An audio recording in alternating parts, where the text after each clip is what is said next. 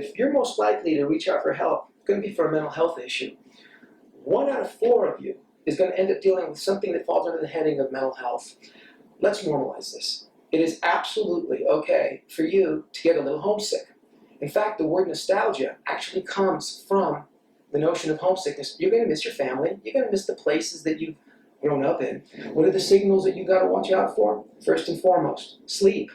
Understand that sleep is the way in which the body nourishes itself in every way. If you're finding that for an extended period of time you can't get to sleep, or you wake up in the middle of the night and then can't get back to sleep, or you're waking up really, really early in the morning and then can't get back to sleep, understand sleep is a telltale sign.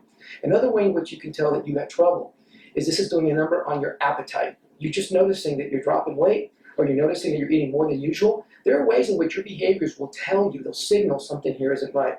There's the obvious, the anxiety attacks and crying spells. Another one is if you're finding yourself just being lethargic, you are in a corner of the world that's supposed to elicit so much wonder from you, and yet you just don't seem to have the interest or the energy. That lack of interest and that lack of motivation. Another's going to be lack of hunger or eating too much. That's another sign. But I think that the most important one that you need to look out for is the way in which you start saying, I want to go home. I want to go home. Given everything that has happened to get you there, for you to, in your heart of hearts, say, I really feel like I need to go home because I know I'm not sleeping well, because I am crying too much, because I'm short-tempered, because I just can't focus on my studies, because I just don't have the energy to be around people who are having fun, and because, quite frankly, I'd rather be alone in my room than to be walking around seeing some of the most beautiful sights that the world has to offer. These are the telltale signs that you're going to have to talk to somebody. Doesn't mean that you've got to go home. It does mean that you need to take care of yourself better. Well, let us assume that it is the dream trip. It's exactly what you always wanted. For many people, this is an experience that really grows their self-esteem because since they're not playing any role other than just purely being who they are, and they're being received by other people and perceived by other people the way they've always wanted to be received and perceived, truly they just feel appreciated and loved.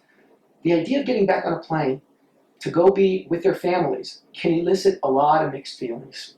Because although they can't wait to see the people that they love, they also realize going back to see those people means that they have to start playing the scripts that come with the roles, that come with the norms and the values and some baggage. And so some of that stuff needs to be addressed. When you come back, you need to understand that it's going to be another adjustment for you. And that's where the University Counseling Center, the Wellness Center, can be right at your disposal. Do not underestimate what kind of, let's just say, ambivalence you are going to experience when it's time to come back. Doesn't mean that you don't love the people here. It means that you really loved the person that you left behind.